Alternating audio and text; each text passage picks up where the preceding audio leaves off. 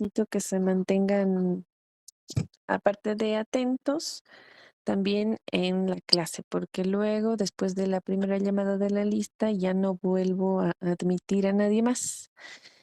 También cuando llamo la segunda vez, solo llamo para verificar quiénes están atentos y quiénes se han quedado en la clase también. ¿Ya? Y la tercera para confirmar, pero muy rara vez la tercera. A ver, vamos a ver cómo responden hoy también, ¿ya? Bueno, ¿se ve la pantalla? Sí, ¿no? Sí, doctora. Muy bien, muy bien. Aquí, aquí, ya.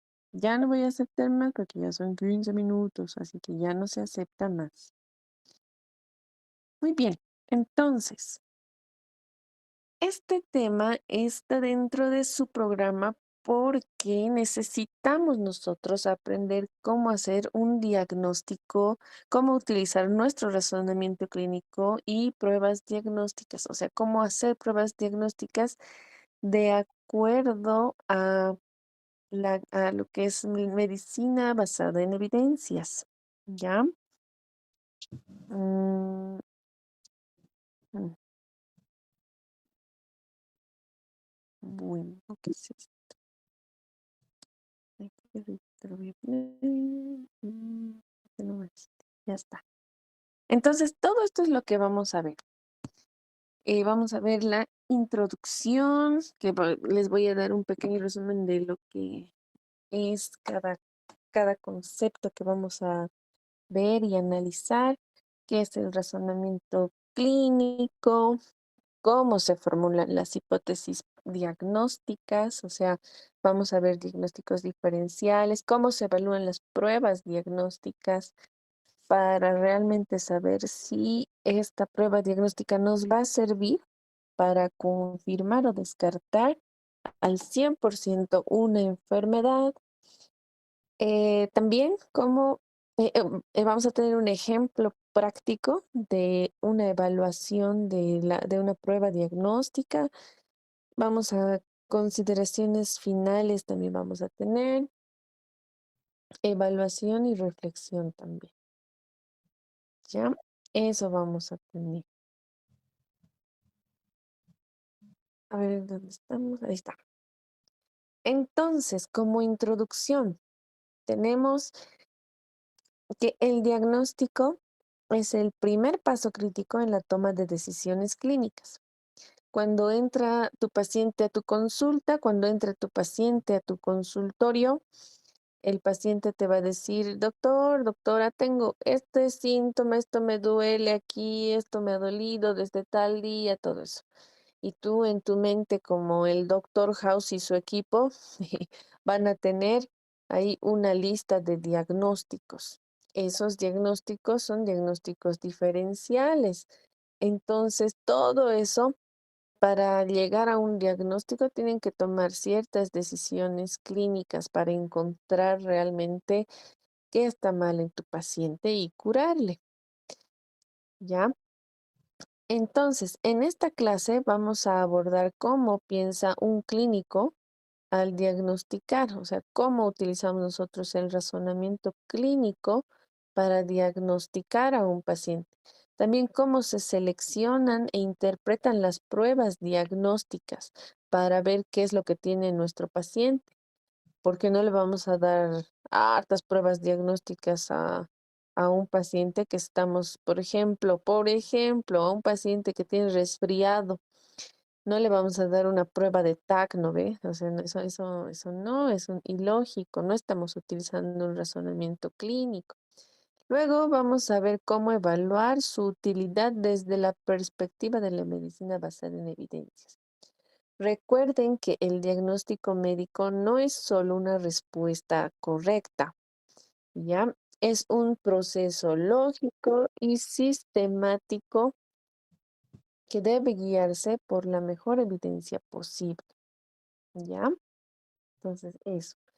Ahora, ¿qué es el razonamiento clínico? Vamos a empezar por ahí. Varios Dicen que cómo es ese razonamiento clínico, qué tengo que utilizar yo para saber qué es lo que tiene mi paciente. Y eso es el razonamiento clínico.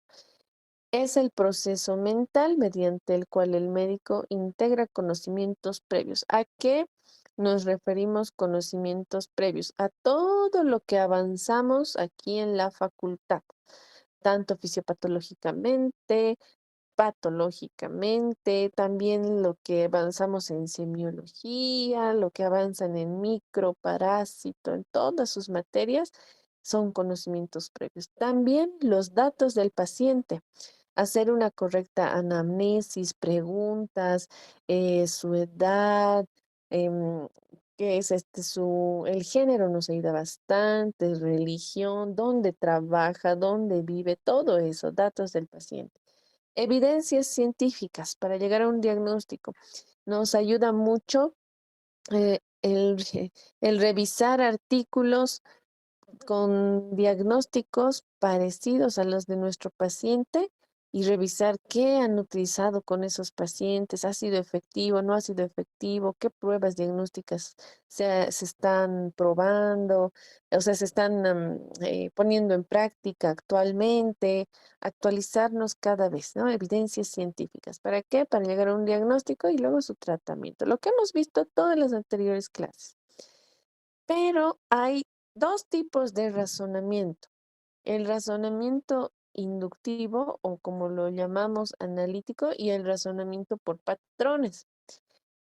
Inductivo eh, es utilizado más que todo en casos complejos o desconocidos, ¿ya? O sea, este razonamiento va a ir despacio, va a ser con tu paciente ahí internado. Vamos a tener tiempo para resolver su diagnóstico, hacerle pruebas, tratamientos, todo eso para, ¿por qué? Porque vamos a ir investigando paso a paso qué es lo que está pasando, según también el progreso del paciente. Vamos a ir lento, pero sistemático. ¿A qué se refiere con sistemático? Un sistema funciona por un conjunto de pasos que debemos seguir ordenadamente y cronológicamente en medicina. Entonces, como primer paso es la hipótesis, lo que nosotros conocemos como diagnósticos diferenciales, ¿ya? La hipótesis. Viene, por ejemplo, un paciente que tiene fiebre, escalofríos, tiene dolor corporal, tiene cefaleas, tiene, eh, o sea, escalofríos, todos los síntomas de un resfriado. Pero nosotros, digamos que estamos atendiendo en un lugar tropical. Entonces ahí ya me he complicado un poco más las cosas. ¿Por qué? Porque en los lugares tropicales, por ejemplo, la malaria y dengue, chagas, se presentan en fase inicial como un resfriado, con fiebre, dolor corporal, escalofríos y demás. Entonces, todas esas enfermedades son mis diagnósticos diferenciales. ¿Qué necesitamos para ver o confirmar o descartar cada diagnóstico diferencial? Nuestro segundo, mm, nuestro segundo paso en este eh, proceso sistemático, que son las pruebas, ¿ya? Las pruebas nos van a decir esto es, esto no es así. Por ejemplo, en esto del resfrío, malaria, dengue, chagas, ¿qué podemos hacer? Frotis, gota gruesa, ya, y ahí nos van a confirmar qué es. Y ese es nuestro tercer paso, la confirmación o descarte. Una vez que ya tenemos la evidencia de que realmente es una de esas enfermedades, confirmamos y descartamos los otros diagnósticos diferenciales y nos quedamos con un solo diagnóstico. Todo eso es el razonamiento inductivo o analítico.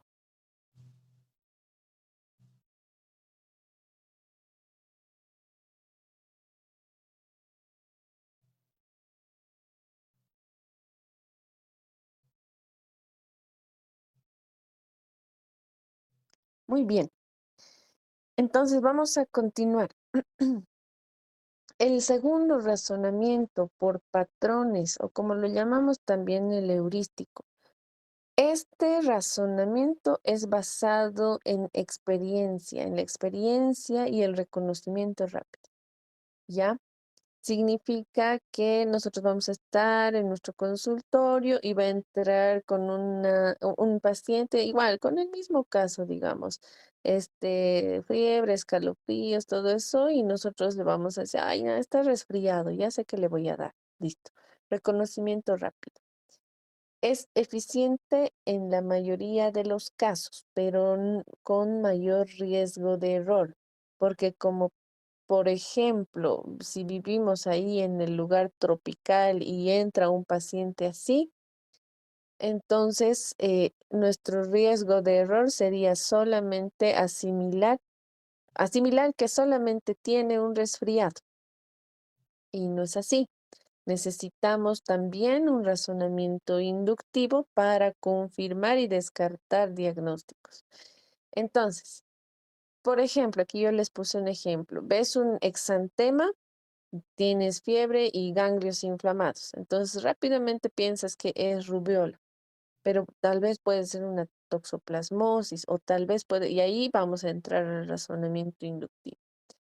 Ahora, en el libro que nosotros estamos utilizando de Cuello García, Medicina basada en evidencias, nos sugiere combinar ambos tipos dependiendo del contexto clínico y la experiencia del médico, ¿ya? Y la experiencia sabemos que se va ganando con el tiempo, entonces es mejor también aprender de los que tienen la experiencia y combinar estos dos razonamientos. Esto es importante porque es el principio de todo un proceso para que nosotros podamos curar a nuestro paciente. ¿Qué más? ¿Cómo se formulan estas hipótesis diagnósticas? ¿Ya? ¿Cómo nosotros formulamos las hipótesis diagnósticas? Hipótesis, ¿qué hipótesis estamos hablando? Aquí hemos hablado de una hipótesis en el razonamiento inductivo. ¿Se acuerdan? El sistema sistemático. Entonces, el primer paso es la hipótesis. ¿Cómo voy a diagnosticar? ¿Cómo voy a sacar esa hipótesis? Primero nos tenemos que basar en la historia clínica, los síntomas clave que nos va a hablar el paciente, nos va a decir, yo me siento así, me duele la cabeza, me ha salido un granito aquí, no sé, me siento débil, cansancio, tengo mucho cansancio, sueño, todo el tiempo quiero, este, vomitar, así, ¿ya?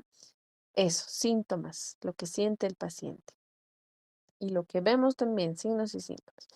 Examen físico, lo que nosotros vamos a ir a ver, a revisar, a ver cómo está tu temperatura, tu presión, tu frecuencia cardíaca, frecuencia respiratoria. Quiero ver cómo estás. Ya. Luego, prevalencia de enfermedades. A esa prevalencia de enfermedades le vamos a llamar pretest, ¿ya? El pretest es cuando tú ya estás empezando a sospechar de alguna enfermedad. Por ejemplo, si nosotros, voy a utilizar el mismo ejemplo, si nosotros estamos en un lugar tropical donde hay alta prevalencia en enfermedades que son como la malaria, dengue, chagas, entonces ahí nuestro pretest y nuestros diagnósticos diferenciales van a estar elevados hacia esas enfermedades, ¿ya? Entonces la prevalencia de la enfermedad en la región y el lugar donde estemos tiene también que ver dentro de nuestra hipótesis para saber qué diagnosticar. Sin embargo, si nos encontramos aquí por La Paz, por la ciudad, y viene un resfriado, nuestra opinión va a ser a primera vista, sí, sí, está resfriado simplemente. Pero recordemos que ese es un razonamiento por patrones y que también tenemos que tener un razonamiento inductivo. Entonces ahí hacemos la anamnesis, que son las características del paciente, la edad, género, factor de riesgo. Un factor de riesgo sería que nosotros, o bueno, que el paciente, por ejemplo, haya viajado y no le hayamos preguntado nosotros si ha viajado o no, o lo que ha comido, por ejemplo, hace cuánto, ¿no? Entonces, todos esos son factores de riesgo y puede haber un rango de error si nosotros no preguntamos esos datos. Ahora, ¿para qué nosotros vamos a generar una hipótesis? ¿Para qué vamos a formular una hipótesis? El objetivo es generar una lista de hipótesis diagnósticas plausibles, priorizadas según la probabilidad y la gravedad. ¿A qué se refiere esto? Eh, el mismo ejemplo, resfriado, malaria, chagas y dengue, ¿lo ve? Son enfermedades tropicales. Entonces, yo estoy en un lugar tropical y yo lo voy a ordenar mis diagnósticos desde la mayor probabilidad de mayor riesgo de muerte del paciente hasta un simple resfriado. Voy a ordenar todos mis diagnósticos y voy a empezar a hacer estudios de arriba hacia abajo, desde el más grave eh, hasta el más inofensivo, la enfermedad más inofensiva. Todos tienen riesgo, pero hay unos que tienen mayor riesgo que otros. Entonces, voy a formular mi hipótesis, voy a sacar todos mis diagnósticos y lo voy a ordenar de mayor a menor, del que tiene mayor riesgo al que tiene menor riesgo. Luego se usan las pruebas diagnósticas para aumentar o disminuir la probabilidad de esas hipótesis. ¿Qué significa? Que gracias a que nosotros tenemos pruebas de diagnóstico, o sea, pruebas de sangre, pruebas imagenológicas, tenemos pruebas de muestras, yo qué sé, de heces, líquido cefalorraquídeo, biopsias, todas, tenemos una infinidad de pruebas que les podemos hacer a nuestros pacientes. Pero nosotros, gracias a la lista de la hipótesis que tenemos que ver cuál prueba diagnóstica es conveniente utilizar para nuestros pacientes. Entonces, vamos a agarrar hemos dicho, vamos a ordenar los diagnósticos de mayor a menor. Entonces, agarramos el de mayor probabilidad, el mayor, el que es más peligroso y hacemos pruebas diagnósticas para esa enfermedad y vamos a esperar resultados de esa prueba diagnóstica. Esta nos puede confirmar el diagnóstico o también puede eliminar y descartar el diagnóstico. ¿No ve? Entonces puede aumentar o disminuir la probabilidad de esa hipótesis, o sea, de ese diagnóstico. ¿Qué pruebas diagnósticas? A ver, ya, las pruebas diagnósticas. ¿Cómo vamos a evaluar una prueba diagnóstica? Las pruebas diagnósticas hemos dicho que son todos aquellos estudios que se le hacen al paciente, pero no es hacer por hacer así las pruebas diagnósticas. Nosotros tenemos que evaluar si esa prueba diagnóstica está siendo 100% efectiva para confirmar cualquier enfermedad que estemos estudiando. Entonces, dice, una prueba no sirve por ser positiva o negativa. O sea, una prueba que sea o positivo o negativo simplemente no significa que sirve, sino por cómo cambia la probabilidad de que el paciente tenga la enfermedad. No sirve si, digamos, una prueba es positiva o negativa nada más, sino que nos asusta más el hecho de que probablemente ese paciente sí tenga la enfermedad o nos alegra de que gracias a Dios ese paciente no tiene probabilidad de que tenga la enfermedad. Entonces, por eso. Y si digamos la probabilidad de tener una enfermedad porque en una prueba ha salido positiva, entonces nosotros ahí recién tenemos que evaluar esa prueba diagnóstica. ¿Por qué?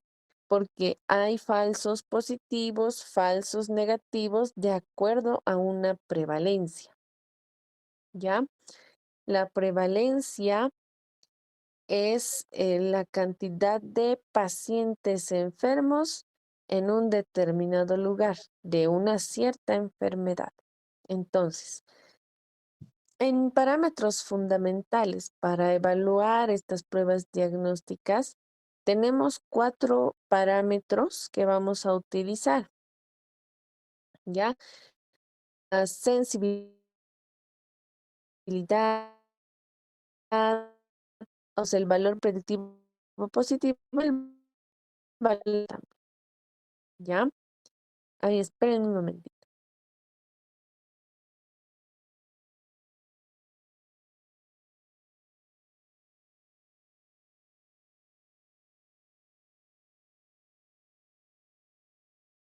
Muy bien, entonces eso. Tenemos estos 4 parámetros fundamentales. Aquí, desde aquí, quiero que me presten suma atención, porque estos conceptos son un poco enredadizos, dificultosos y necesitan saberlo para posteriores ejercicios que vamos a realizar, ¿ya? Entonces, vamos a ver. La definición de sensibilidad es el porcentaje de enfermos con prueba positiva. Por ejemplo, en las embarazadas. Yo voy a agarrar, a ver, una población. ¿Quién me da un ejemplo de alguna población que quieran estudiar? Yo qué sé, a ver, adolescentes, pueden ser, a ver, universitarias, pueden ser del Transportistas escolares. colegio. Pueden ser, a ver, personas mayores de 30. ¿Cuáles, cuáles? Transportistas. Transportistas embarazadas. Sí, Ya, digamos que de las transportistas embarazadas, de las señoras que conducen, ¿se refieren a eso?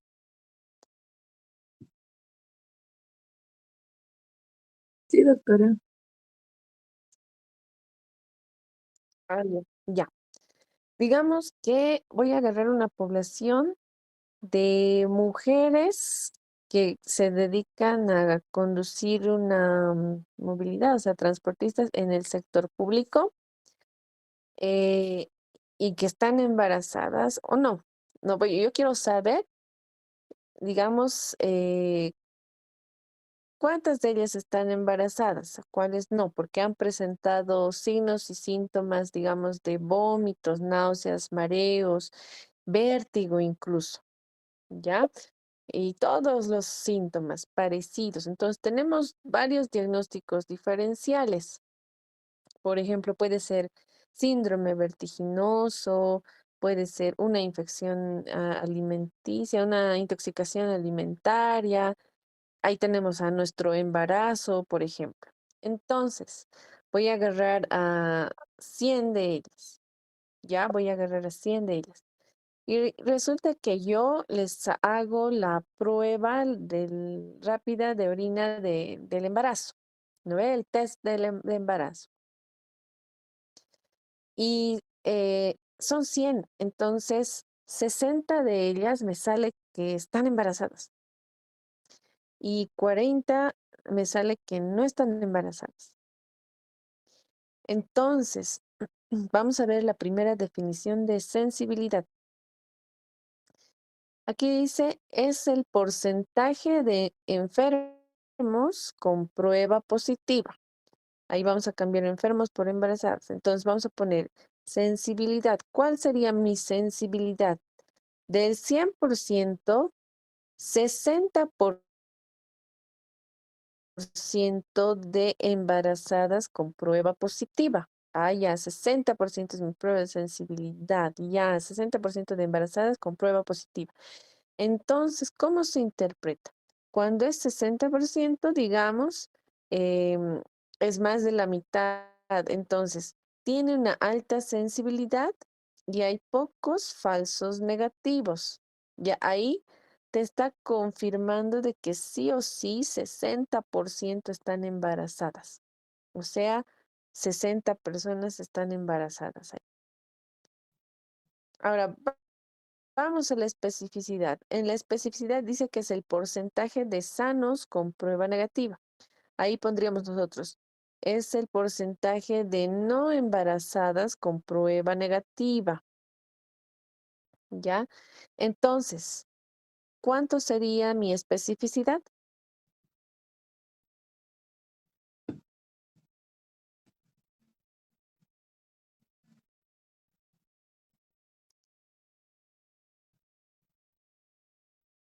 50%. ¿Cuánto sería?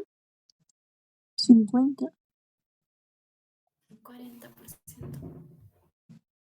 Muy bien, 40% de personas que no están embarazadas porque su prueba ha salido negativa. Entonces, alta especificidad de pocos falsos positivos. Estamos 100% seguros de que el 40% han obtenido pruebas negativas y no están embarazadas. Eso es en cuanto a sensibilidad y especificidad. Ahora, cuando hablamos del valor predictivo, ya sea positivo o negativo, hablamos de probabilidad. Probabilidad. Cuando hablamos del valor predictivo, como su nombre lo dice,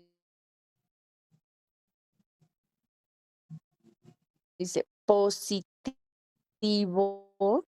hablamos de personas que han tenido una prueba, no está asegurada, así que cuando al 100% como en la sensibilidad, por ejemplo, no está asegurando de que tenga una enfermedad. Está diciendo que si ha obtenido una prueba positiva, probablemente tenga la enfermedad, ¿ya?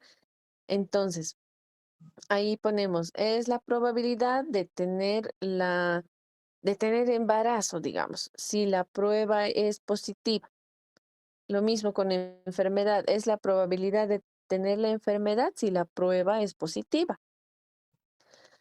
Ahora, en caso del valor predictivo negativo, lo mismo, como estamos hablando de probabilidad, dice que es una prueba que ha salido negativa, así que probablemente no tenga la enfermedad, pero tampoco está asegurando de que no tiene una enfermedad.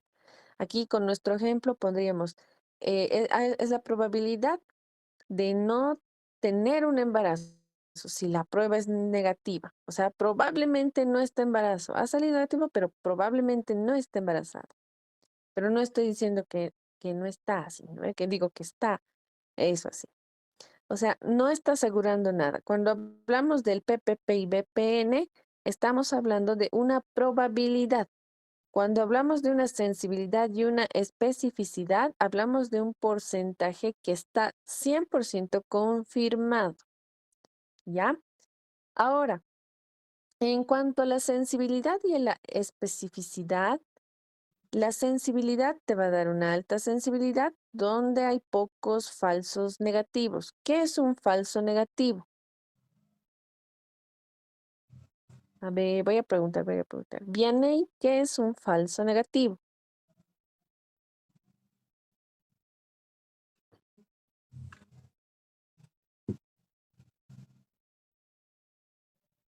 Vianney. Sí, doctora, perdón. No está atenta a la clase. Bueno. Jean Paul, Fuertes declaraciones. Sí, doctora. responde la pregunta, por favor. Es que no lo escuché muy bien. Está entrecortado. Listo, Vianney y Jean Paul, no están atentos. Vamos a anotar. ¿Qué más? A ver, Emily.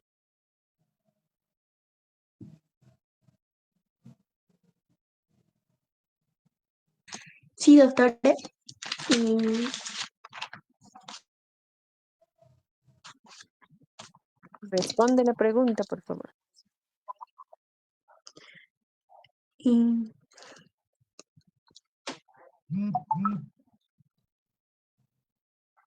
Emily tampoco está atenta. Bueno, vamos a anotar aquí.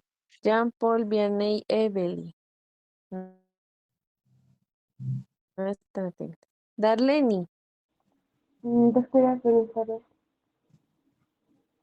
Buenas tardes. Responde la Ah, pregunta, por favor. un falso negativo, ¿no se refiere que es algo que eh, es algo positivo? Como que es todo lo contrario.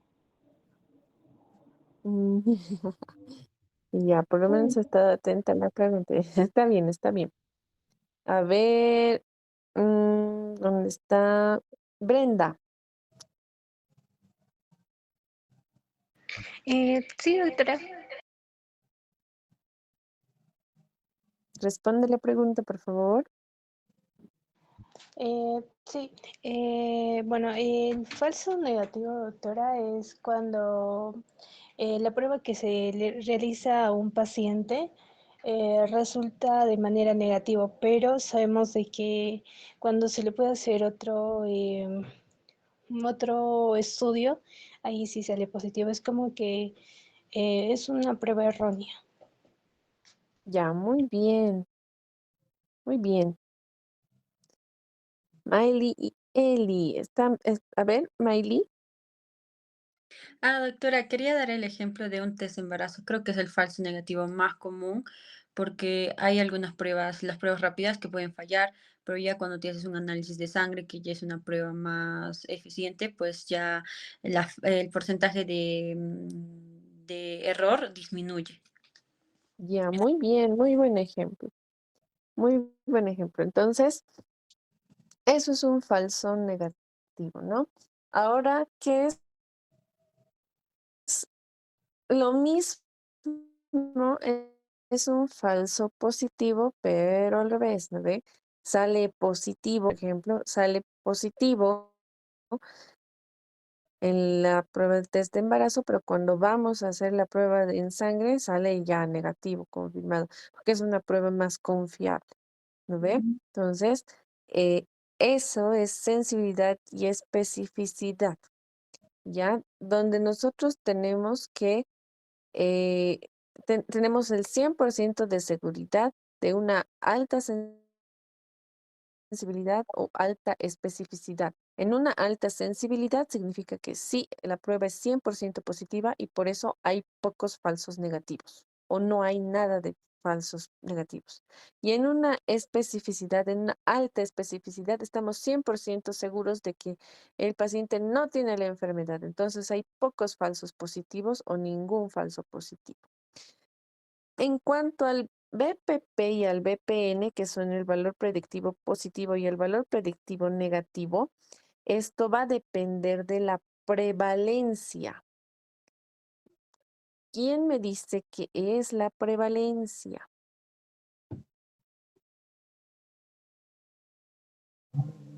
Ah, yo sé. ¿Ya? Es la probabilidad de traer una enfermedad de casos antiguos con los casos nuevos. Mm, mm, ya, vas por ahí, vas por ahí. Usted Doctora, mencionó, doctora, que... usted mencionó, doctora, que la prevalencia son todos los casos que existen en una determinada población. sí, sí, está bien. A ver, ujú, eso. Ya, la prevalencia son todos los casos que existen en una determinada población, pero te faltaba que es de una determinada enfermedad. Por ejemplo, aquí tendremos una alta o baja prevalencia aquí en La Paz de, a ver, de, yo qué sé, malaria.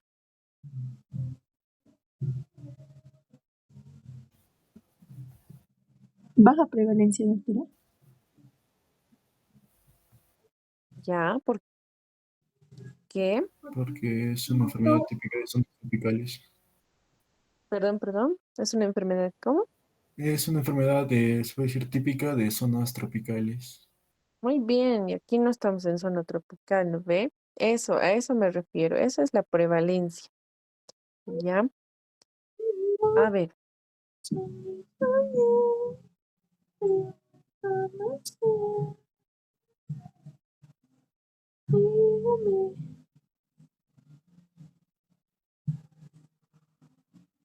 ya, muy bien.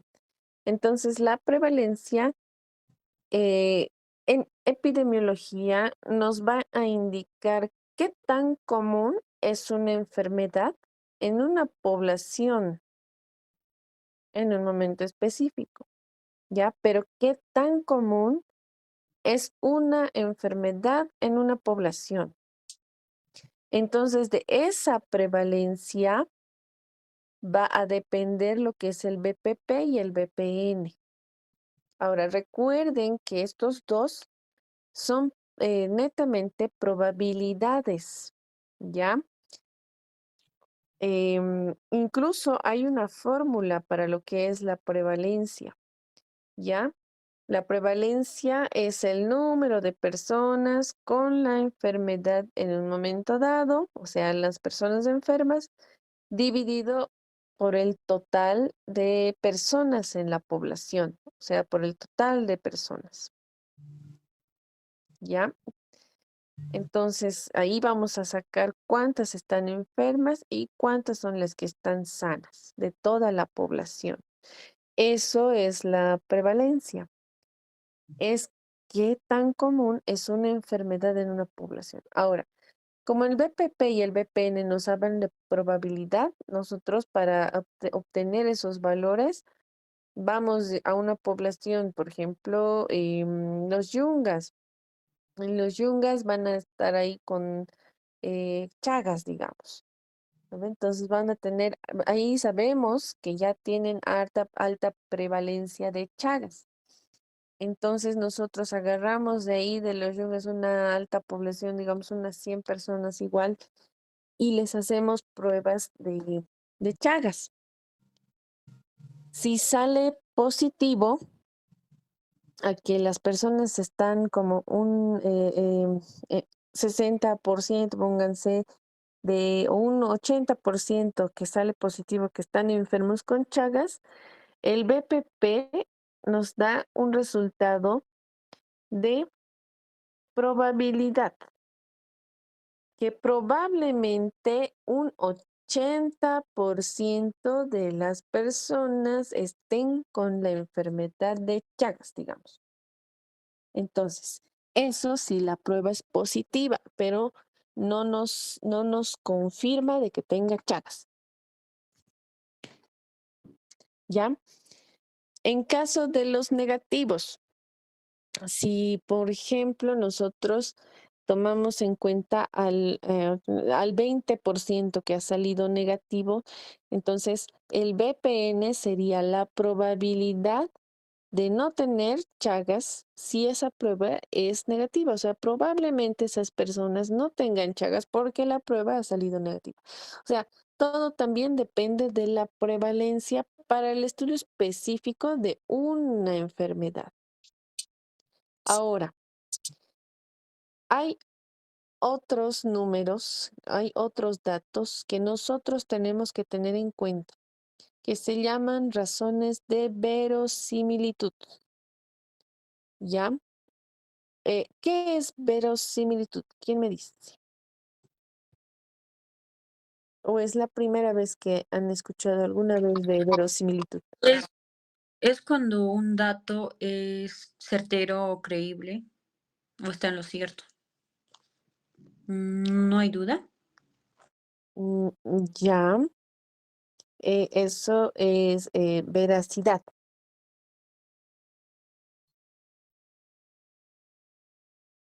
Pero vamos a ver que es algo similar. ¿Ya? A ver, Les voy a mostrar dónde está. Mm,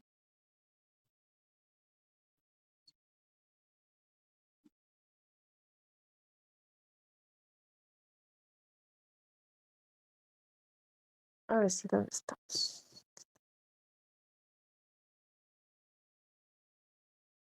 Ya. Entonces decíamos, está bien, verosimilitud no es lo mismo que veracidad. La veracidad es que sí es cierto, ¿no ve? Que sí te va a asegurar de que tiene ya. Pero verosimilitud nos dice cuánto cambia la probabilidad de que un paciente tenga o no una enfermedad cuando una prueba también nos resulta positiva o negativa. A ver, por ejemplo, indica, nosotros aquí hemos visto en el BPP y el BPN que se guían por la prevalencia, pero que nos da un resultado de probabilidad. Entre eso, nosotros hacemos una prueba diagnóstica, que nos puede salir positiva o negativa. Entonces, esa prueba positiva o negativa que nos ha salido en el BPP o el BPN, que los dos nos indican de una probabilidad, lo mandamos a que sea revisado dentro de las razones de verosimilitud, ¿ya? O sea, primero pasamos el filtro de sensibilidad, especificidad. Luego pasamos por BPP o BPN, que nos va a dar una probabilidad. Puede que sí esté enferma porque la prueba ha salido positiva, o puede que no esté enferma porque la prueba ha salido negativa. Entonces, para confirmar eso, vamos a tener las razones de verosimilitud, lo que nos va a indicar cuánto cambia la probabilidad de que un paciente tenga una enfermedad cuando una prueba diagnóstica sea positiva o negativa, ¿ya? Y hay de dos tipos, la LR positiva y la LR negativa. ¿Qué significa LR?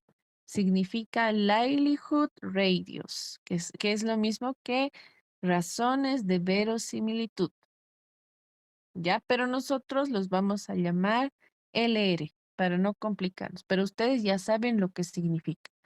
Likelihoods radius, ¿ya? Que es lo mismo que razones de verosimilitud. Entonces hay dos, los LR positivos y los LR negativos.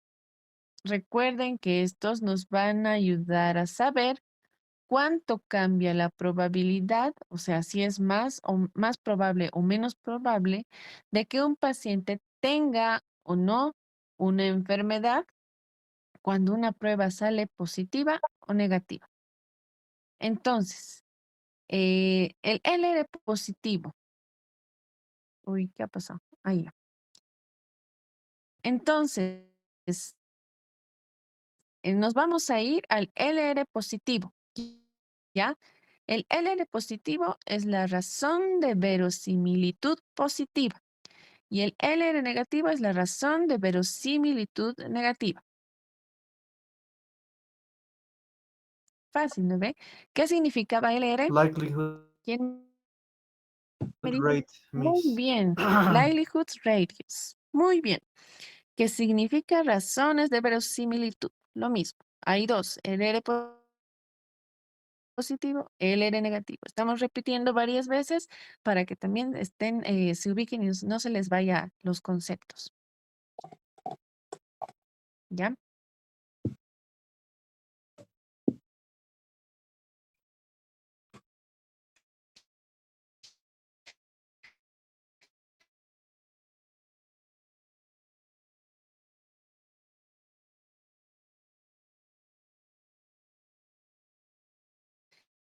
Estamos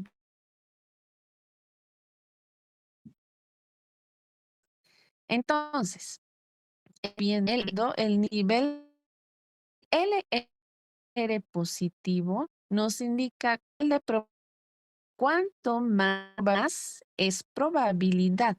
Recuerden esto, que no tenga la enfermedad porque en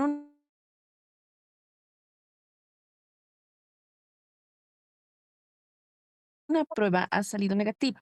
Aquí el LR positivo nos va a decir cuánto más es probable que una persona enferma dé un resultado positivo, o sea, ya nos ha dado positivo, pero quiero ver cuánto más es probable que salga positivo ese resultado de esa persona enferma comparado con una persona sana. Quiero ver realmente si esa persona está enferma, porque quiero descartar la probabilidad que me ha dado BPP o BPN. ¿Listo? Eso. Entonces, vamos a pasar al RR negativo.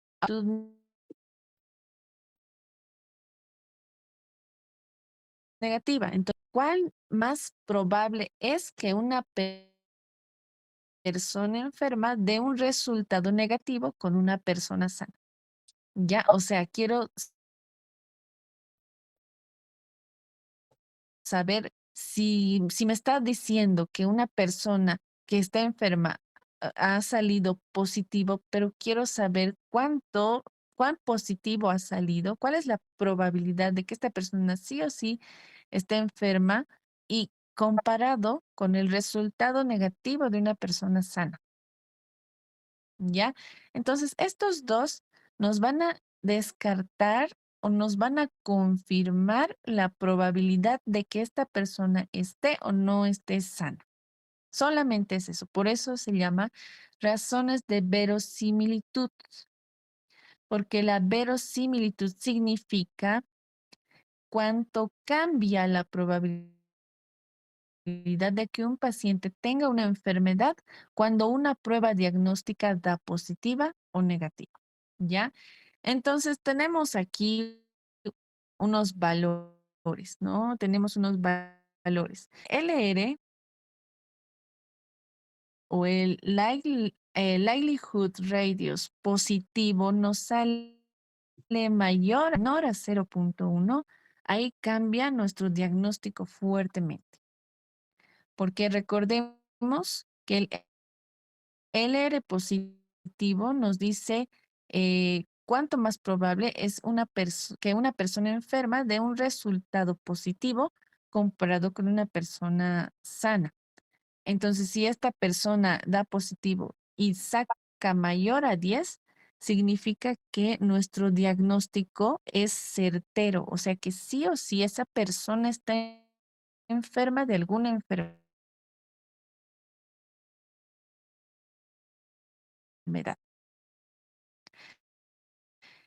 Sin embargo, no ve o que no esté. Sin embargo, si vamos a 102, nos dice que hay un cambio moderado de nuestro diagnóstico, que probablemente haya confirmar si esta persona realmente está enferma o no. Sin embargo, cuando es mayor a 10 o menor a 0.1, entonces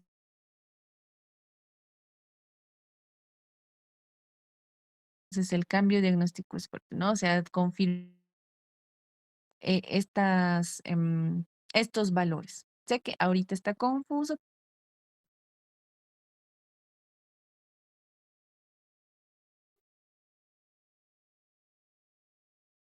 seguros, y LR negativo menor a 0.1 significa un cambio diagnóstico fuerte. LR positivo de 2 a 5 o LR negativo de 0.5 a 0.2 es un cambio. Doctora, el concepto de LR, cuando es LR positivo o negativo, cambia. Ahí está, por ejemplo, hay dos conceptos. LR positivo es cuán más probable es un resultado positivo en enfermos que en sanos. Y en el LR negativo dice cuánto menos es probable es lo negativo en enfermos que son sanos. Ya. En el LR positivo analizamos la probabilidad de resultados positivos en enfermos. Y en el LR negativo utilizamos, o bueno, estudiamos la probabilidad de resultados negativos en enfermos. Y todo comparado con los sanos. Pero si no te quieres acomplejar o si no se quieren acomplejar, simplemente eliminen la última palabra de que en sanos, la comparación. Entonces vamos a tener ahí LR. ¿Cuánto más probable es un resultado positivo en enfermos? ¿Y cuánto menos probable es un resultado negativo en enfermos? ¿Por qué? Porque esto solamente nos sirve para eliminar la probabilidad de falsos positivos o falsos negativos. ¿Ya? Eso es. Digamos aquí en nuestro cuadrito, ¿dónde está nuestro cuadrito? No quiere pasar de diapositiva. Vamos a ver. Ahí está. Entonces, aquí en nuestro cuadrito tenemos la sensibilidad y la especificidad. Estos sí te van a dar algo certero, ¿no? Aquí te va a decir, sí, tenemos una alta sensibilidad, así que no hay que estudiar nada. En la especificidad te dice, sí, tenemos una alta especificidad, así que hay muy pocos falsos positivos o hay nada de falsos positivos. Sin embargo, en el BPP y el BPN, todo nos da probabilidad.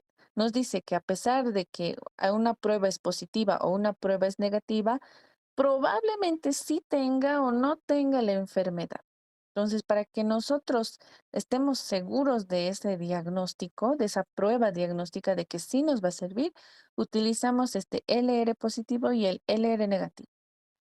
Y el LR positivo nos dice, quiero saber cuántos enfermos tienen el resultado positivo y cuán probable es que estos realmente estén enfermos utilizando esta prueba diagnóstica.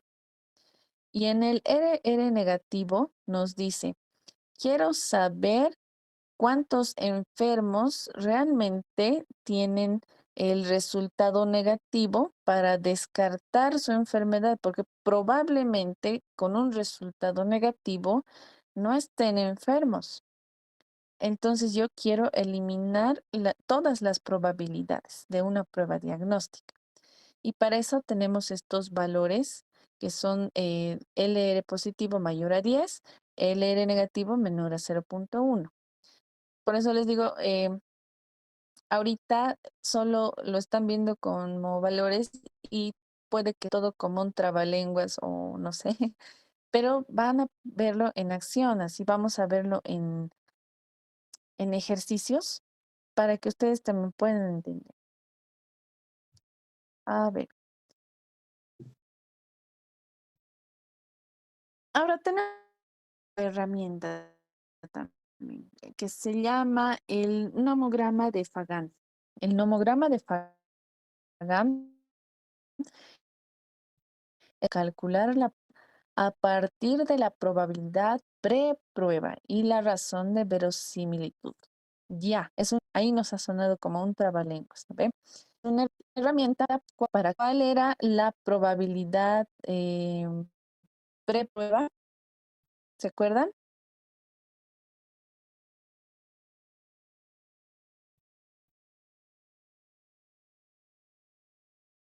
Aquí está. ¿Cuál era la probabilidad preprueba test?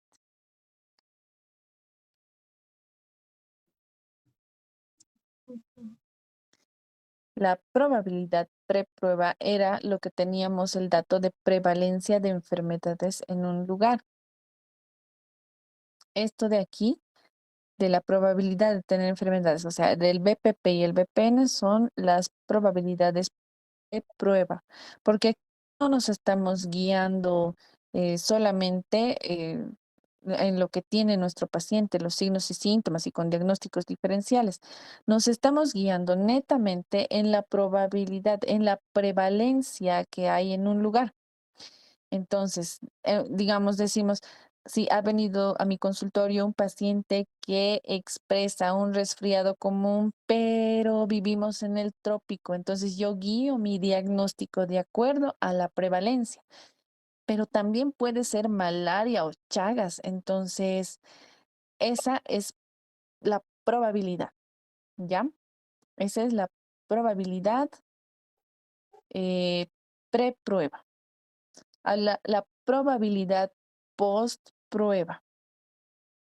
Eso nos va a ayudar a calcular este nomograma, ¿ya? Esta es una herramienta para calcular la probabilidad post prueba a partir de nuestra probabilidad preprueba, que ya lo hemos visto, ¿ya? Y la razón de verosimilitud. Aquí, en esta parte, nosotros hemos dicho, sí, probablemente tomándole la temperatura, probablemente mi paciente tenga eh, un caso de malaria o Chagas o un simple resfriado, ¿no ve? Probablemente, porque su prueba ha salido que sí tiene una fiebre bastante elevada. Pónganse, estamos em, divagando, parafraseando, no es solamente un ejemplo que no es así, ¿no? Ahora, razones de verosimilitud. Aquí, con estas razones de verosimilitud, nosotros hemos dicho, tenemos que hacer otros diagnósticos para sacar un resultado que sea o positivo o negativo para saber de que esta persona realmente o está enferma de malaria o Chagas. Entonces, haciendo esa prueba diagnóstica, nosotros vamos a sacar esos valores del LR positivo, LR negativo.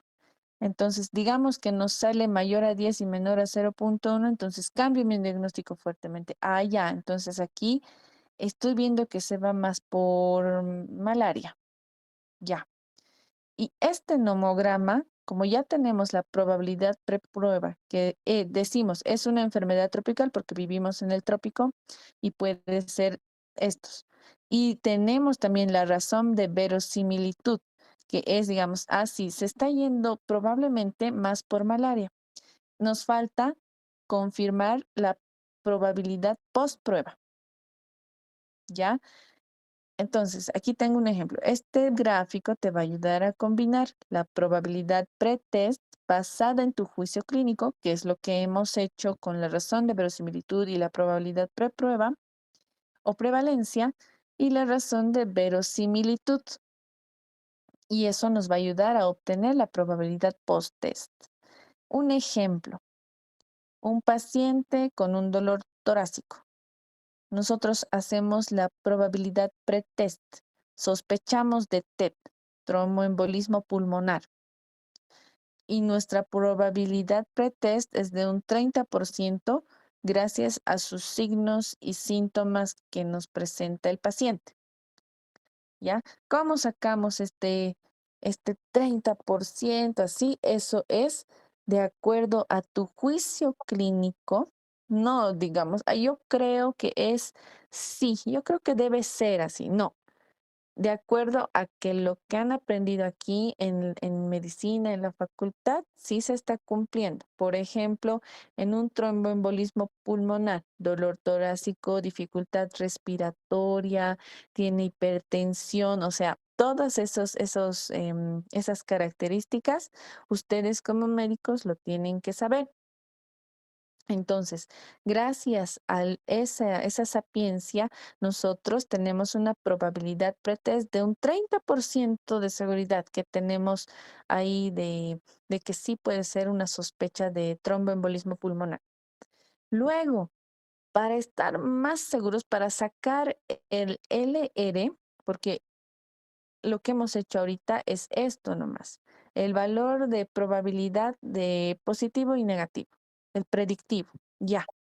Luego nos falta sacar el LR. El LR le vamos a hacer un angiotac, ¿ya? Un angiotac de tórax. Tiene un LR positivo de 12. ¿Por qué? Porque ahí vamos a utilizar los grados de calificación de LR que luego les voy a dar para que ustedes puedan también resolver los ejercicios, ¿no? Entonces ahí nos sale un LR de 12. Y recordemos que cuando es mayor a 10, el LR positivo nos confirma, dice, nos da un cambio diagnóstico fuerte, o sea que sí es TEP. Y en el nomograma vamos a confirmar, el post-test sube a un 85%. Y eso también les voy a enseñar a calcular, porque si no nos vamos a hacer aquí, nos vamos a confundir, ¿ya? Entonces, porque el LR positivo tiene su fórmula, el LR negativo también tiene su propia fórmula, ¿ya?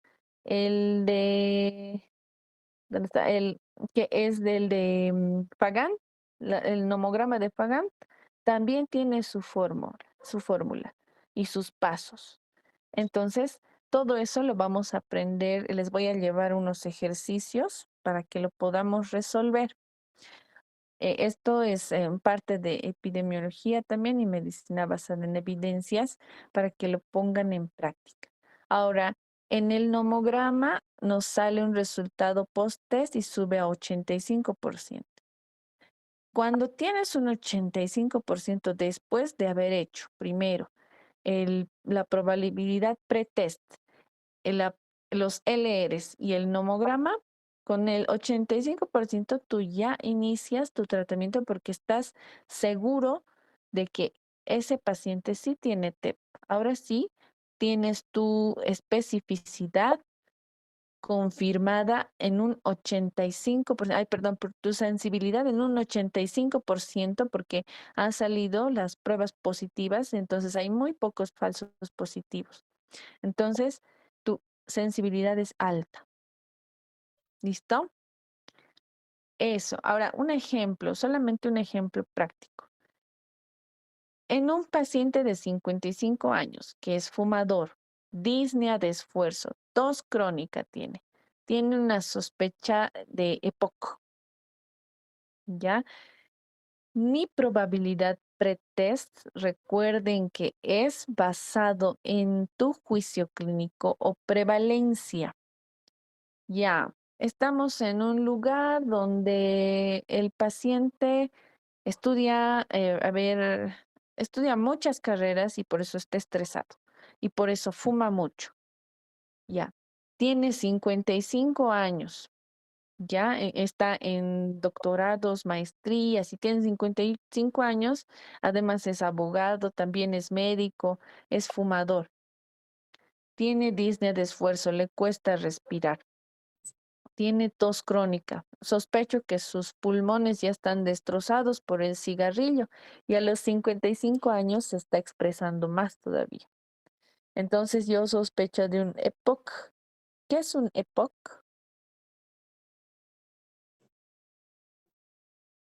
Enfermedad Enfermedad pulmonar pulmonar obstructiva crónica. Enfermedad pulmonar crónica. Muy bien. Enfermedad pulmonar obstructiva crónica. Muy bien. Entonces yo estoy sospechando de un EPOC. Y mi probabilidad pretest se basa en un 55% de lo que sí. Igual les voy a enseñar a calificar estos niveles de probabilidad pretest. ¿Qué más? Se solicita también espirometría. Esa es la prueba diagnóstica que vamos a utilizar para calcular LR positivo y LR negativo. ¿Ya? Luego les voy a dar las fórmulas. Entonces, en mi espirometría ha salido ya positivo, ha salido mi espirometría.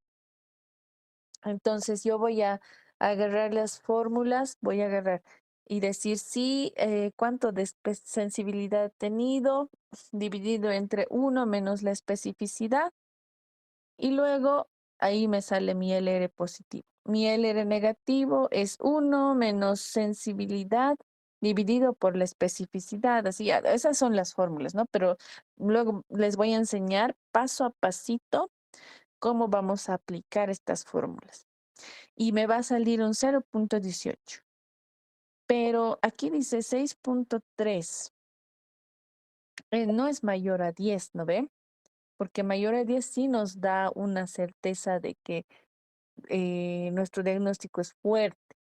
Y en el LR negativo es 0.18, está más allá del 0.1. Entonces, si el resultado es positivo, en Fagan el pretest del 50% da. O sea, el 50%. LR positivo es 6.3, así que el post-test sería de un 85%, porque también tenemos fórmulas para el Fagan.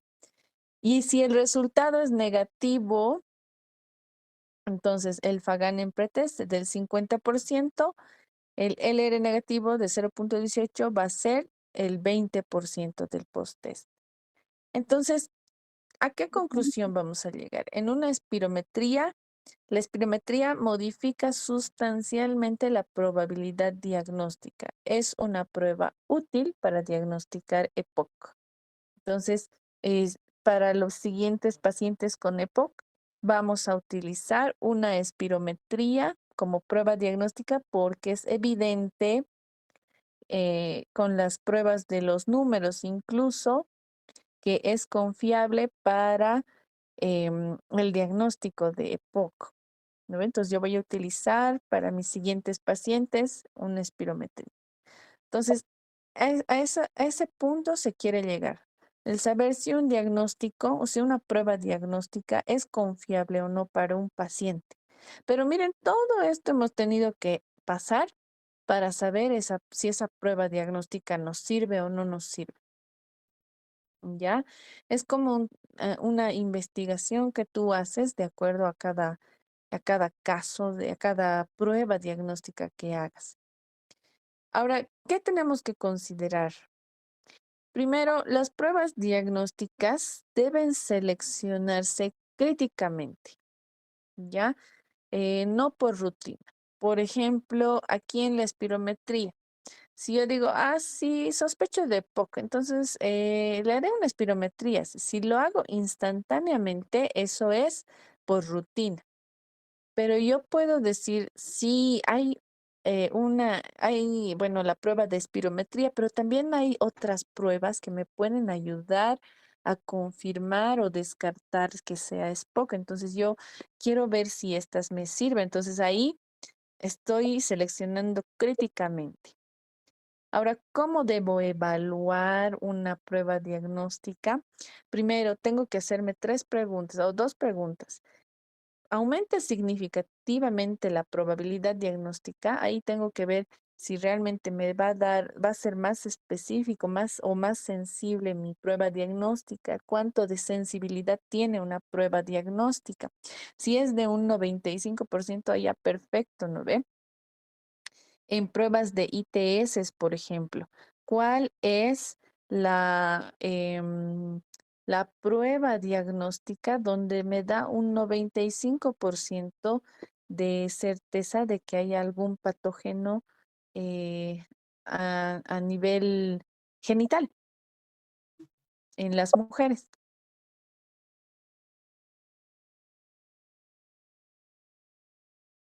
¿Quién me dice? Papá Nicolau. Muy bien, un Papá Nicolau, ¿no ve? Entonces, así aumenta significativamente la probabilidad diagnóstica. Tengo que ver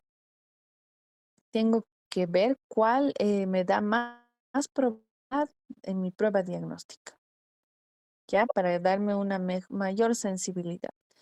Ahora, no es tampoco darle por darle pruebas diagnósticas al paciente, ¿ve? Tengo que preguntarme, ¿tiene impacto clínico? o sea, cambia el manejo, ese diagnóstico, esa prueba diagnóstica tiene un impacto clínico. Eh, ¿A qué nos referimos con impacto clínico? A que si digamos esa prueba me da positiva o negativa, yo voy a cambiar mi, mi diagnóstico. Si sí, entonces tal vez sí me funcione. Si no, también pues porque ya me está confirmando mi diagnóstico, ¿no ve? También tenemos que considerar el daño potencial. Si mis pruebas diagnósticas son las que llevan radiación, invasividad, por ejemplo, voy a, digamos, diagnosticar una apendicitis, entonces quiero hacerle una cirugía exploratoria, sí, o sea, no, nada que ver, ¿no ve? Para confirmar una apendicitis, podrías considerar una ecografía, por ejemplo. ¿No ve? Entonces, tienes que ver el daño potencial, siempre considerar el daño potencial que le vamos a hacer al paciente. El costo, el mismo ejemplo. Si yo estoy sospechando de una apendicitis, no le voy a decir, pues, a ver, hazte un TAC de abdomen así, ucha, le va a salir 2.000 menos que la cirugía incluso, ¿no? Entonces, el costo, accesibilidad digamos, si estoy en provincia, la misma, ¿no? Entonces le hago pues las técnicas, a veces hay ecógrafos ahí, ¿no? Pero no le voy a decir, no, tienes que viajar a La Paz también, porque ahí te van a hacer hartos estudios de sangre, de todo, así ya. Una vez que ya tengas confirmado, obviamente le pides su prequirúrgico, ¿no ve? Pero antes tienes que confirmar el diagnóstico.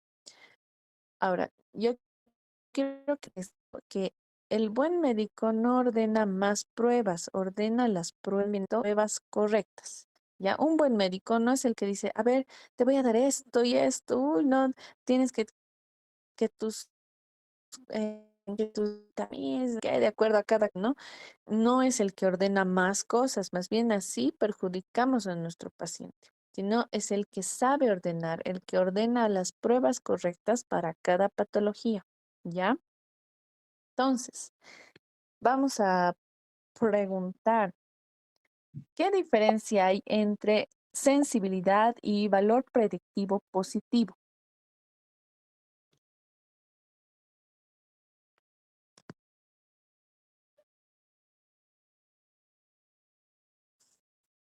¿Quién me responde?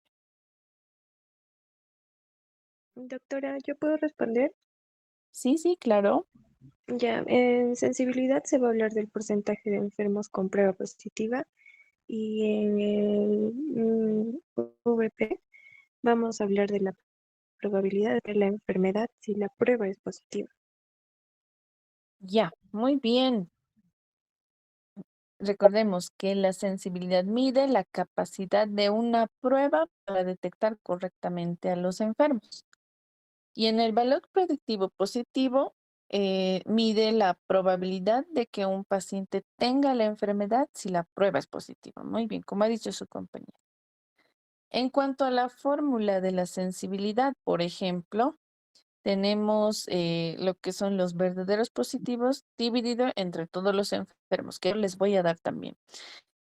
Y el valor predictivo positivo, su fórmula es verdaderos positivos dividido en todos los positivos, ya no en todos los enfermos, sino en todos los positivos, los verdaderos y los falsos positivos también, todos los positivos. Ahora, eh, ¿quiénes dependen de la prevalencia? La sensibilidad no depende de la prevalencia. Sin embargo, el valor predictivo positivo sí depende de la prevalencia. Pero ¿para qué sirve? ¿Para qué sirve cada uno? La sensibilidad sirve para descartar las enfermedades cuando es alta. Sin embargo, el valor predictivo positivo sirve para interpretar los resultados positivos con el contexto clínico. Por ejemplo, en una prueba de VIH tiene una alta sensibilidad, tiene un 99% de sensibilidad si el paciente tiene VIH. Si este paciente con VIH está casi seguro que la prueba saldrá positiva, entonces tiene un 99% de sensibilidad. Pero si la haces en población con baja prevalencia, por ejemplo, donantes voluntarios, aunque salga positiva, el BPP va a ser bajo. Hay más probabilidad de falsos positivos en ese caso. ¿Listo? Eso. Ahora, les quería decir, mm, esto. La sensibilidad se usa para descartar enfermedades graves, pero la especificidad se utiliza para confirmar enfermedades. ¿Ya? Eso van a recalcar, porque es algo que no lo puse tampoco acá. Aquí. La sensibilidad sirve para descartar enfermedades graves. Sin embargo, la especificidad sirve para confirmar las enfermedades. ¿Ya? Ahora vamos a la siguiente pregunta. Aquí está. ¿En qué casos una prueba con alta especificidad es más útil? Y les acabo de decir.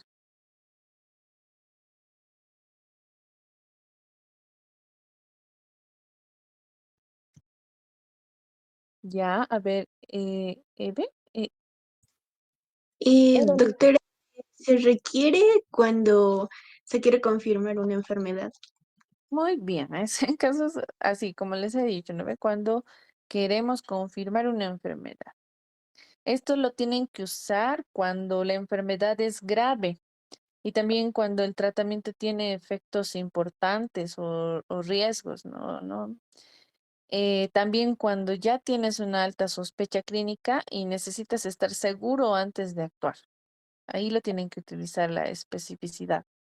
Por ejemplo, para confirmar un cáncer se utiliza una biopsia.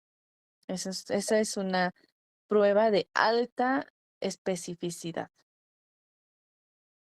Em, Otro ejemplo, a ver, si sospechas lupus y haces un anti-dsDNA, ¿no ve? El anti-dsDNA te va a dar si hay unos ANA y demás, ¿no ve? Entonces, eso es muy específico. Un resultado positivo te va a confirmar casi con certeza el diagnóstico de lupus. Entonces, es una alta especificidad. Y ahora me dicen o me preguntarán, ¿hay pruebas diagnósticas de alta especificidad, o baja especificidad y alta sensibilidad y baja sensibilidad? Sí, hay pruebas diagnósticas así. Un ejemplo, a ver, para esto del, a ver, lo que estábamos hablando del VIH. ¿Cómo ustedes diagnostican VIH? Prueba de sangre. Por la prueba de Lisa.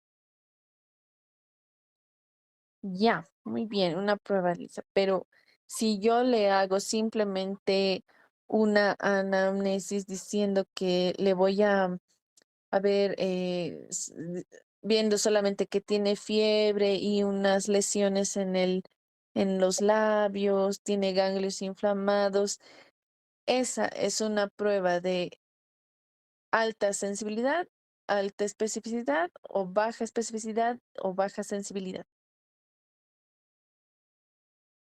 Mm,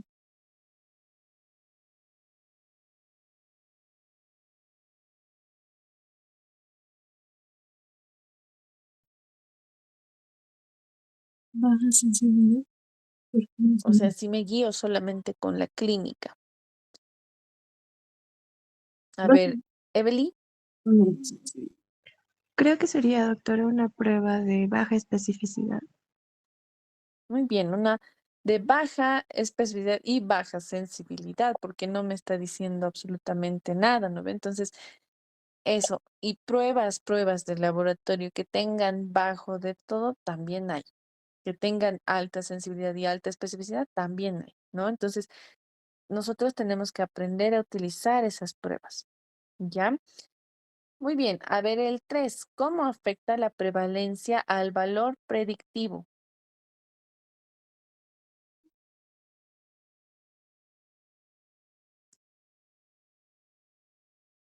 Aquí estamos.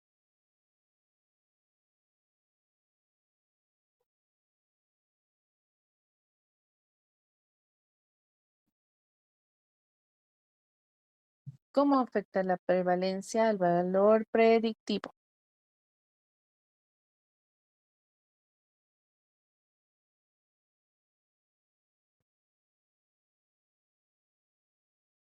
Evelyn, Doctora, ¿podría ser que a mayor prevalencia va a haber una mayor valor predictivo positivo y menor valor predictivo negativo? Mm, ya, muy bien. O sea, una alta prevalencia, como hablábamos del Chagas, malaria y todo eso, porque hablamos de esas enfermedades porque son las más endémicas aquí en Bolivia. Chagas, malaria, dengue, leishmaniasis, aquí en Bolivia son bastante endémicos. O sea, estamos aquí todos los días, vemos eso en los lugares tropicales, ¿ya? Solo que aquí no lo escuchamos mucho porque estamos en la ciudad y no vemos esas cosas. Además, estamos en un lugar frío, ¿no? Pero en los yungas, así, todos los días atienden pacientes con dengue, malaria, chagas y así. Millones de personas en Bolivia están enfermos. Por eso hablamos de esas enfermedades. Ahora, en en la pregunta, ¿cómo afecta la prevalencia al valor predictivo? Cuando hay una alta prevalencia, por ejemplo, de malaria, obviamente el BPP, que va a ser positivo, va a ser elevado. ¿No ve? Vamos a tener una gran cantidad de personas, el BPP elevado y el BPN disminuido. Pero cuando hay una baja prevalencia de malaria, pónganse, aquí en La Paz, por ejemplo, el BPP va a estar disminuido y el BPN va a estar elevado. ¿Por qué? Porque aquí no tenemos tanto de eso. Entonces, va a salir elevado el BPN, varios con pruebas negativas. ¿Ve? Sin embargo, no tenemos que descartar de que exista la enfermedad en nuestro medio. Ahora, es decir, si en una población donde la enfermedad es frecuente, un test es positivo, es más probable de que sea verdadero, o sea, que el BPP va a estar elevado. Pero si en una población donde la enfermedad es rara, como aquí en Pro La Paz, digamos aquí en la ciudad, malaria es rara, los positivos pueden ser falsos positivos también. O un ejemplo, el COVID, la prueba de COVID en época del brote, ¿no ve? En el 2020, había una alta prevalencia a nivel mundial. Un positivo era muy confiable, entonces era una elevada, una alza de BPP, ¿no ve? Entonces es eso. Ahora, la cuarta pregunta, vamos a ver la cuarta pregunta, ¿dónde está? ¿Qué es más confiable? ¿Un test con LR positivo de 12 o uno con sensibilidad del 95%? Y recuerden que para calcular el LR positivo también necesitamos de la sensibilidad. Pero ¿cuál es más confiable? ¿Un test LR positivo más de 12 o de 12 o una con sensibilidad de 95?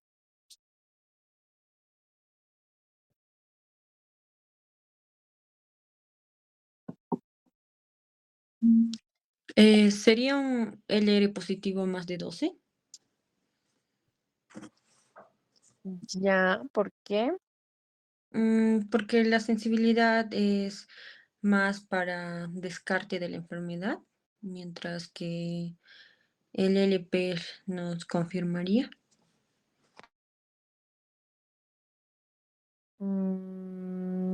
Ya,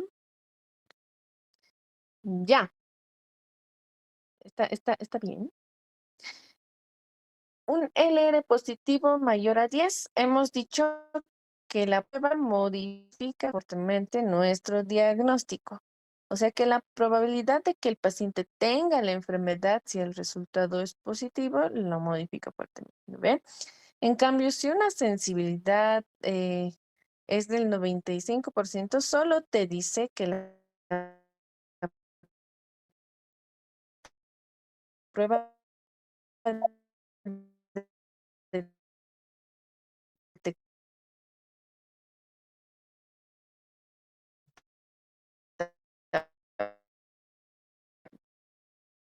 virus enfermos, nada más. Esta posibilidad es enfermos y ya. En resumen, una sensibilidad alta es útil para descartar. Sin embargo, un LR positivo alto es útil para confirmar.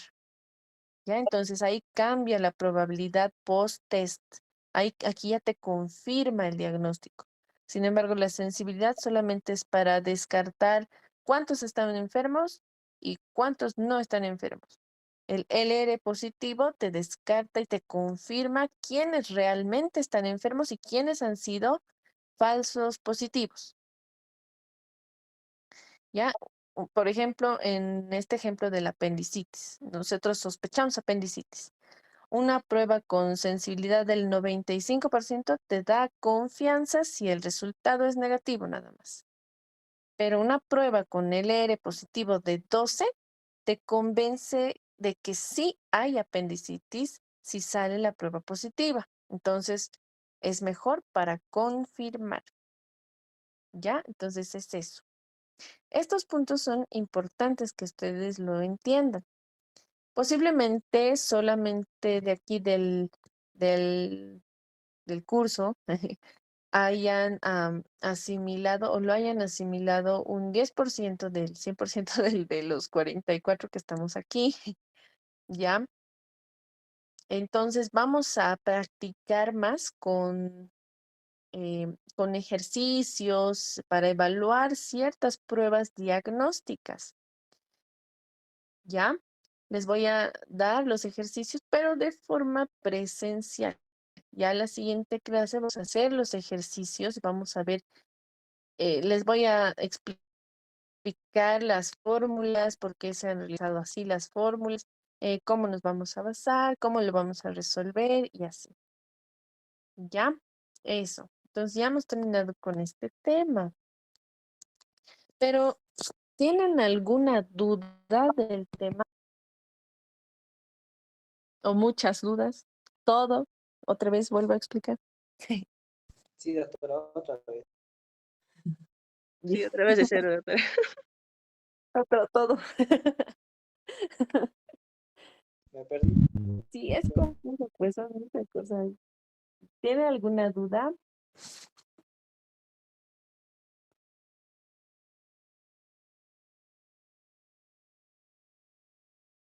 Está difícil el tema, ¿no?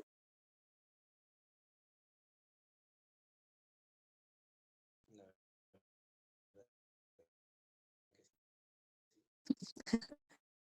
Sí, pues es bien importante que ustedes sepan justamente para esto, para que no sean tan robóticos y también servir para sus investigaciones, ¿no?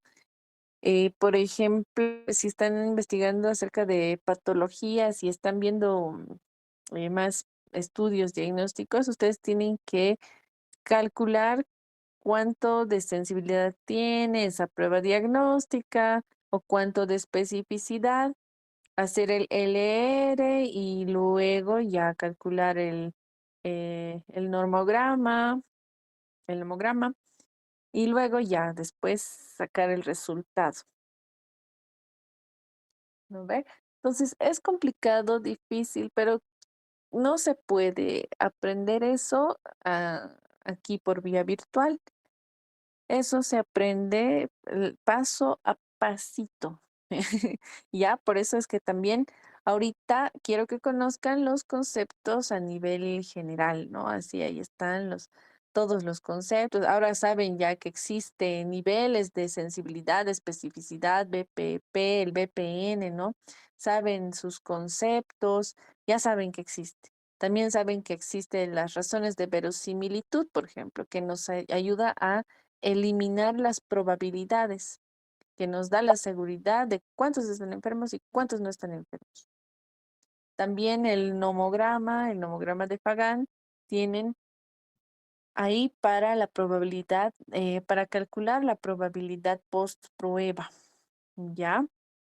Para decirnos realmente cuánto de confiabilidad tiene nuestra prueba diagnóstica y si lo podemos utilizar en el tratamiento o o en el diagnóstico de nuestro paciente, ¿no? Y aquí tenemos nuestro ejemplo práctico que a muchos se deben estar preguntando, ¿de dónde saco todos esos números?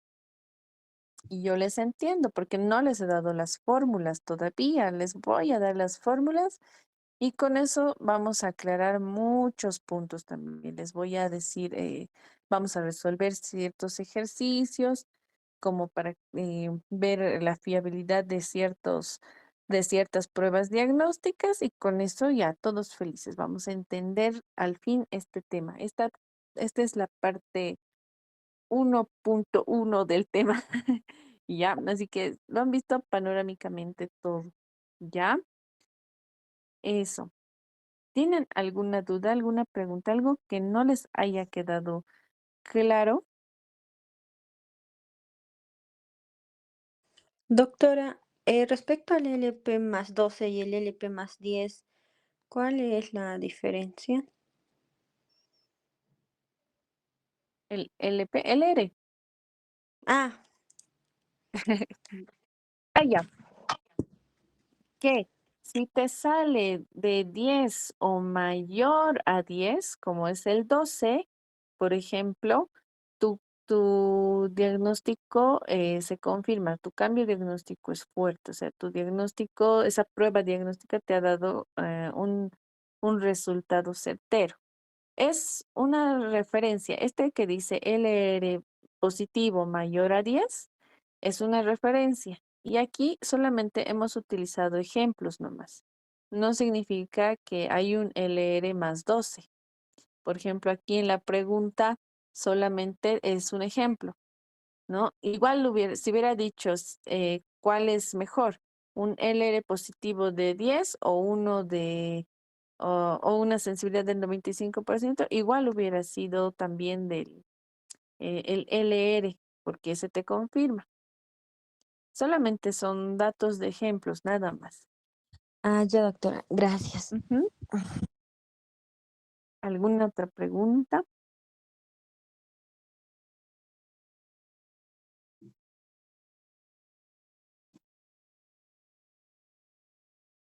Nada, nada.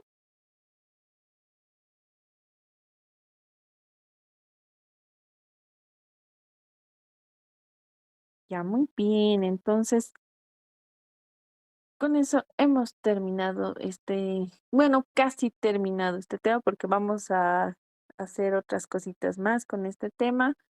Vamos a hacer ejercicios y más cositas, ¿no? Entonces, eso. Ahora, yo les pregunto. A ver, les pregunto. Ay, em, sobre sus proyectos. ¿Cómo están en el avance de sus proyectos?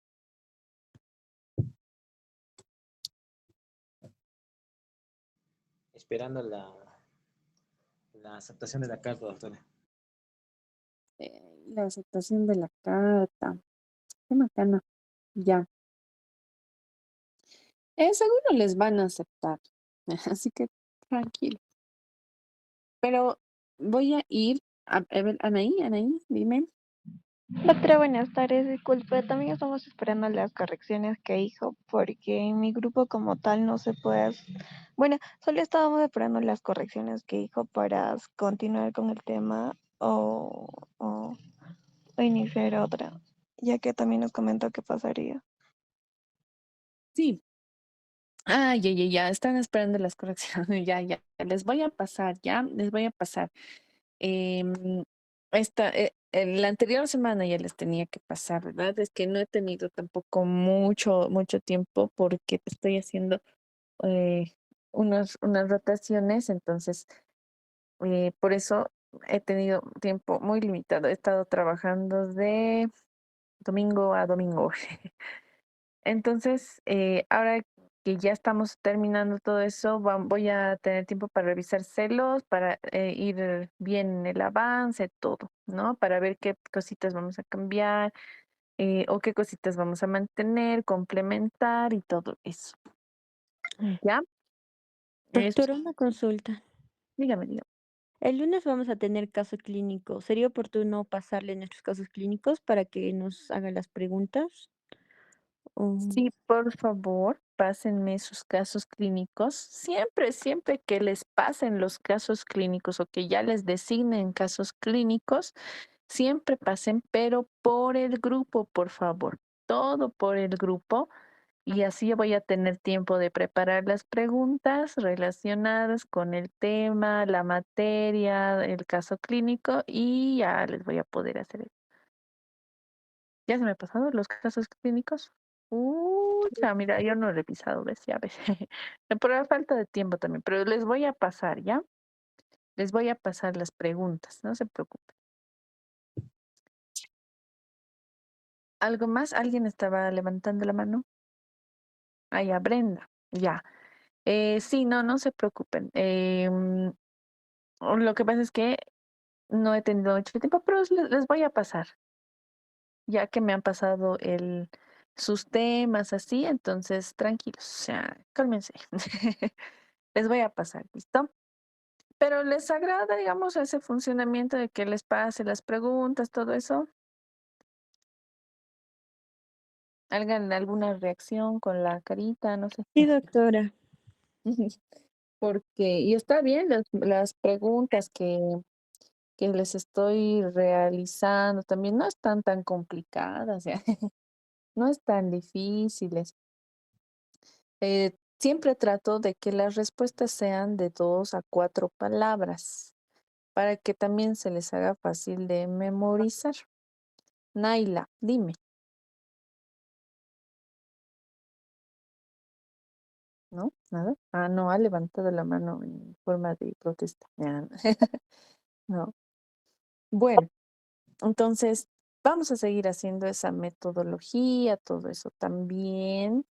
Vamos a ver de calificar desde esta clase tenía que ser, pues, pero ya nos han privado de la libertad. Ya. Tenía que ser desde esta clase que les evalúe a cada uno de ustedes, pero no evaluación, digamos así, en hoja, ¿no ves? Sino que para saber cómo va a ser el examen, repaso de este hito 3. Pero doctora, hoy día hemos respondido todas las preguntas. No, pues, pero yo no confío, ya. Por ahí han usado ChatGPT, yo no ves. Fáciles, pues así. Ya.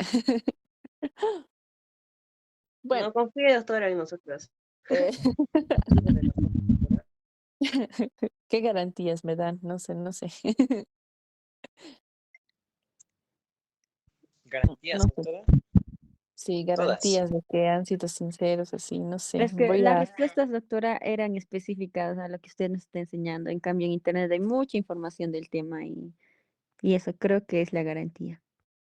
Ya, a ver, vamos. Voy a llevar la Biblia para que uno por uno haga un juramento, así. Ya. No, pero a ver. Y bueno, sí, han respondido hoy día, la mayoría, no todos, la mayoría, porque varios, como unos 4 o 5 se han quedado calladitos porque no estaban atentos. Pero también ese es el problema que tenemos aquí en las clases virtuales. No muchos se quedan atentos, así. Peor todavía con el tema que hemos llevado hoy día. No, para este tema tienes que estar concentrado, tener lectura de comprensión misma. Entonces, estar bien despierto, no estar en la calle, varios deben estar en la calle, también durmiendo, ¿no? Así, ay, ya que hablo, me voy a dormir, así, ¿no? Eh, entonces, sabemos cómo son las clases virtuales y por eso ya. Pero por lo menos un 70% han debido responder. Y no estoy hablando, digamos, de que todos me han respondido, sino que estoy haciéndome, a veces ya recién están comiendo, yo igual recién voy a comer. Me refiero a que han respondido solo las mismas personas, los demás están calladitos ahí. Miley, Evelyn, Gabriela no sé si responde, ¿ves? O sea, hay varios que solo han respondido las mismas personas, ¿no ve? Entonces, eso no cuenta, pues. Y a las personas que preguntaban nada, no han respondido tampoco. Y ya, 70%. A la siguiente clase, como ya va a ser presencial, entonces ahí sí les voy a ir preguntando. Ahora, quiero ver, ¿qué tenemos algún pendiente para plataforma?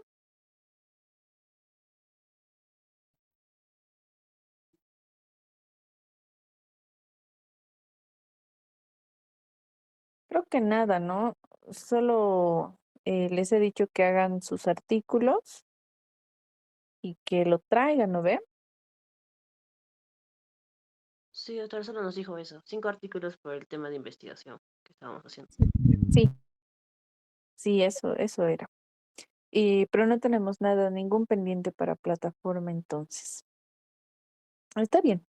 Em, Algo fuera de la materia también. ¿Saben dónde existe tal vez algún refugio de algún animalito, para animalitos, digamos, que les acepten y que estén ahí? Es que hemos